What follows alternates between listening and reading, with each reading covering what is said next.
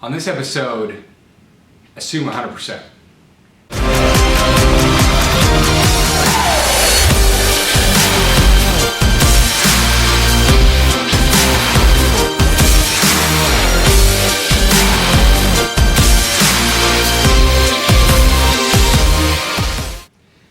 Hey everybody, this is the quarter show, and today we're going to be talking about assuming 100% rather than the other direction, which is working your way up or assuming you're going to be doing 10% or something like that.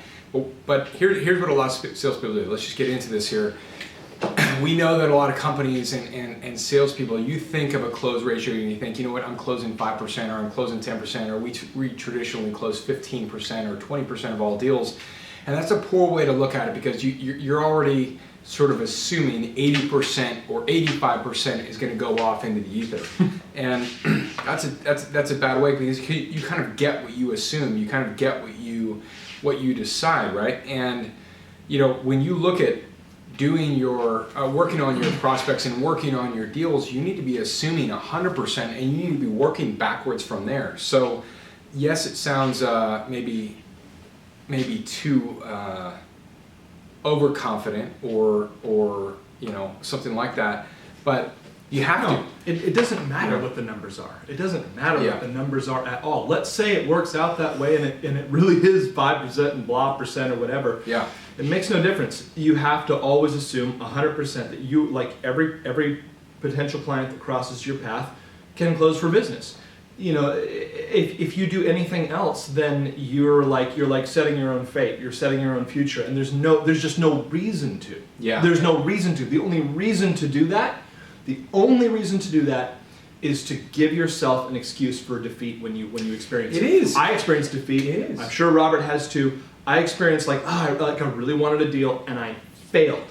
Now the only reason to go, well, you know, 15% of deals is so that you can feel better. There's no other reason, and so it's totally self-defeating to do that. It is. It shakes out to be an excuse, and that's a great point.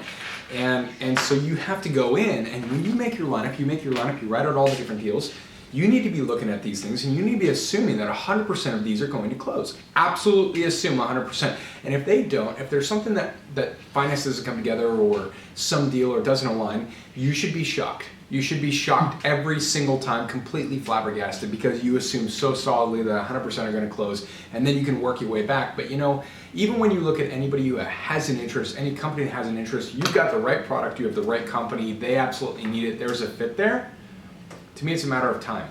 So what? Maybe they don't close this week, maybe they don't close next month. But when you assume 100%, that means you never give up, you keep working on it. It might close it 5 months from now, it might close 6 months, you might close a year from now. But it works better than assuming that you're going to get 10% and then you walk away and go, oh well, you know what, they weren't qualified, or they were just curious, or and then you just kind of ditch the deal and you're the one that gives up, not them, by the way.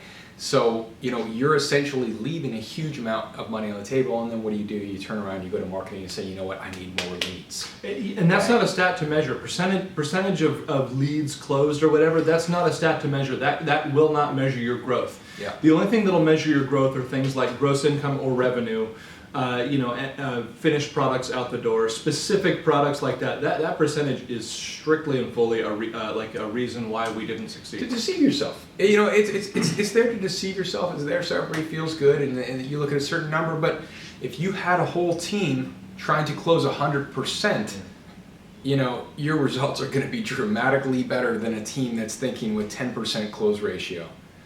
You know? Mm-hmm. Yeah, absolutely. And the thing is that you're not a number, I'm not a number, and Robert's, none of us are a number, right? So when you treat your lineup, even if you're not treating your each prospect like a number, to a degree you are. You're treating them like they can't. Everybody can't necessarily be helped. Yeah. You're like right out of the gate. You limit who can be helped. So I mean, not everybody does this, and not everybody has this viewpoint, and we're really hammering on it, and it should be hammered on. It should be hammered out of existence, actually. It shouldn't be ever talked about again, because it's completely false. I just feel pretty strong. Yeah, we do as well. Work to close 100%. There is one, and I think you'll agree, there's one type of prospect that you should jettison and never worry about it again. We're going to talk about that in another one, but go ahead and touch on The it. person who treats you poorly or, or treats anyone. That's going to be another poorly. episode. We're going to talk about this very shortly. In Okay. fact, I think the next episode, I actually wrote this down today. Yeah. We're going to talk about the one you don't want. Okay. All right. Yeah. Good. Until then, make sure to subscribe to the channel, hit the like button, follow us on Twitter at The Quarter Show, hashtag The Quarter, and we'll be sending out a weekly What Works book as well to people who mention us and things like that. Anyway, we have more coming at you soon.